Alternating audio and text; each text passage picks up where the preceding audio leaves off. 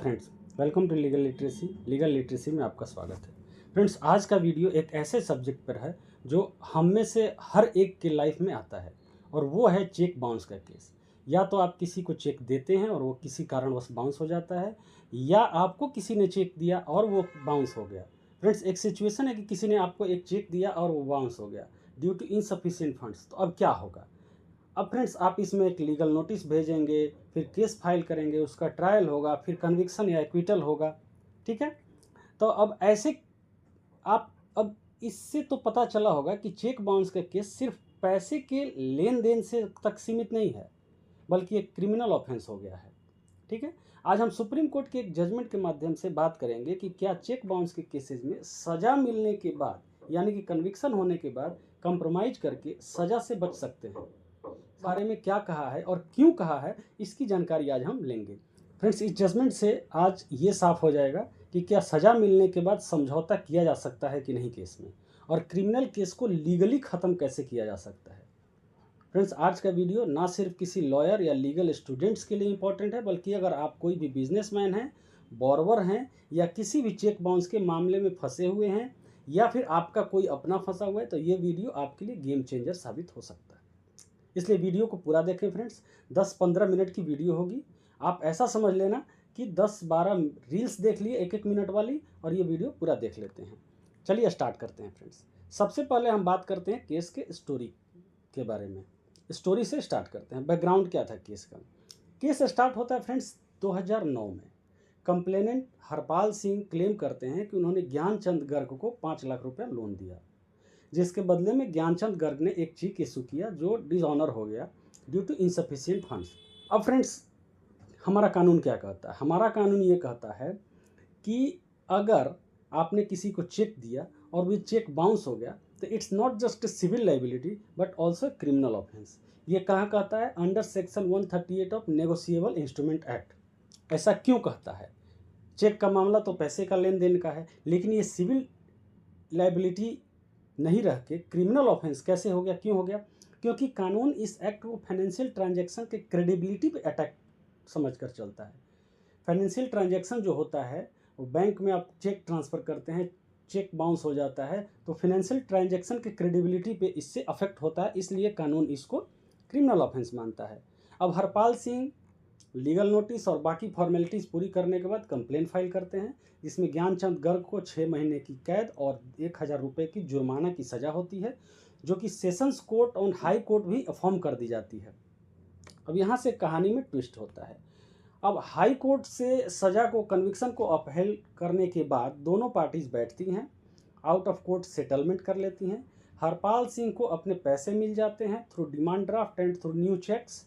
इसके बदले में हरपाल सिंह एक नो ऑब्जेक्शन सर्टिफिकेट दे देता है ज्ञानचंद को कि उसे कोई आपत्ति नहीं है कि अगर इनको एक्विट कर दिया जाता है तो।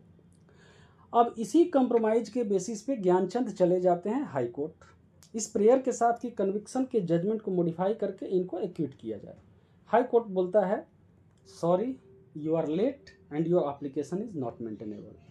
आप लेट हो गए हैं, कन्विक्शन हो चुका है, आपका एप्लीकेशन मेंटेनेबल नहीं है। हाई कोर्ट उनके एप्लीकेशन को रिजेक्ट कर देता है। अब मामला आता है सुप्रीम कोर्ट। अब सुप्रीम कोर्ट के सामने एक बहुत बड़ा क्वेश्चन आता है। वो क्वेश्चन है कि can conviction under section 138 of NI act be quashed when both parties have voluntarily settled the dispute. क्या conviction under section 138 of NI act को क्वेश्चन किया जा सकता है जबकि दोनों पार्टी ने वॉलंटरली डिस्प्यूट को सेटल कर लिया है? अब सुप्रीम कोर्ट कुछ इश्यूज़ को केयरफुली एग्जामिन करता है, कुछ प्रीवियस केसेस को रिफर करते हुए इस क्वेश्चन का आंसर देता है। अब उन क्वेश्चंस को सिंप्लीफाई करते हैं। सबसे पहले हम बात करते हैं, सुप्रीम कोर्ट बात करता है nature of offence under section 138 NI act. एक केस का रेफर करता है supreme court, meters and instruments private limited versus Kanchan Mehta, 2018 का केस है। इसमें सुप्रीम कोर्ट ने कहा था कि cheque bounce is essentially a civil wrong, though clothed in criminality to maintain business credibility। Cheque bounce का जो केस होता है एसेंशियली एक सिविल रॉन्ग होता है, यद्यपि इसको क्रिमिनलिटी के जामा पहनाया जाता है, इसलिए कि बिजनेस की क्रेडिबिलिटी मेंटेन रहे। इसीलिए 2002 में पार्लियामेंट ने सेक्शन 147 को इंसर्ट किया एनआई एक्ट में, जो इस ऑफेंस को कंपाउंडेबल बनाता है। कंपाउंडेबल का मतलब होता है कि दोनों पार्टी केस को किसी भी स्टेज पे सेटल कर सकते हैं। फ्रेंड्स, कंपाउंडेबल और नॉन कंपाउंडेबल केसेस क्या होते हैं, इस पर एक डिटेल्ड वीडियो इस चैनल पे आप उसे देख सकते हैं।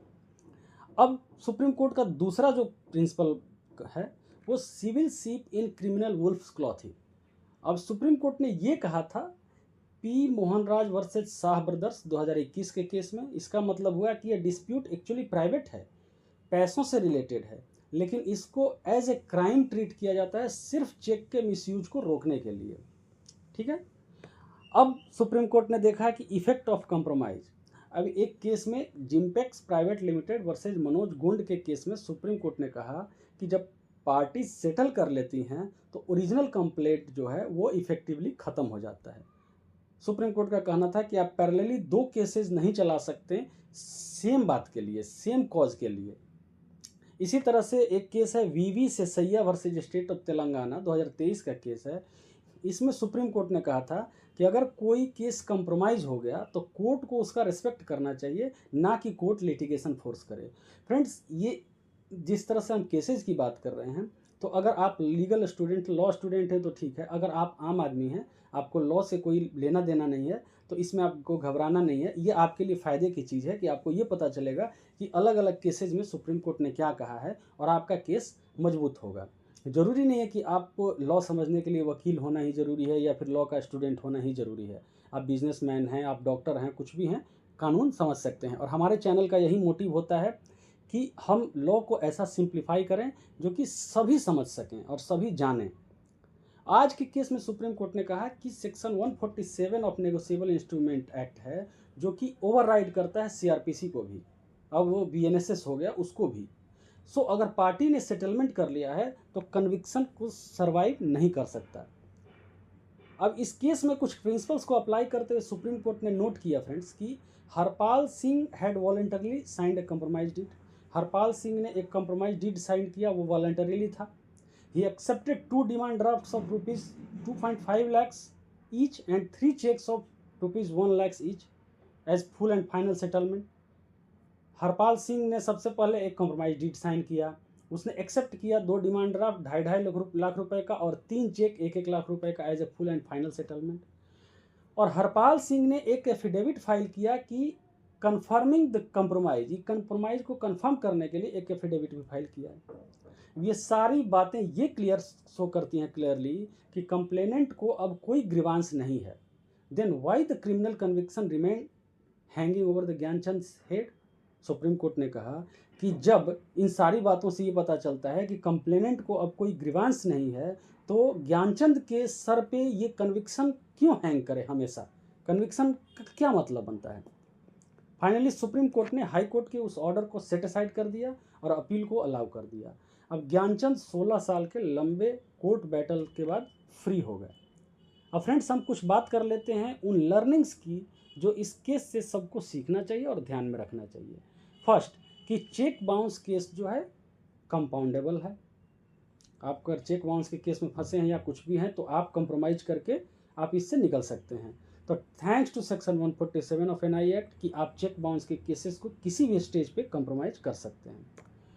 ये सिविल डिस्प्यूट है, क्रिमिनल कंसिक्वेंसेज हैं। डिस्प्यूट सिविल है लेकिन इसके जो परिणाम हैं वो क्रिमिनल हैं। तो चेक डिसऑनर का केस प्योरली क्रिमिनल केस नहीं है, जैसे कि थेफ्ट होता है, मर्डर होता है या फिर कोई और केसेज होते हैं। ये बेसिकली एक डेट रिकवरी का केस है जिसे क्रिमिनल फ्लेवर बस इसलिए दिया गया है कि इसमें सीरियसनेस ऐड किया जा सके। तीसरा है कि सेटलमेंट रिस्पेक्टेड बाय कोर्ट। अगर दोनों पार्टी ने सेटलमेंट कर लिया है तो कोर्ट इसका रिस्पेक्ट करेगा।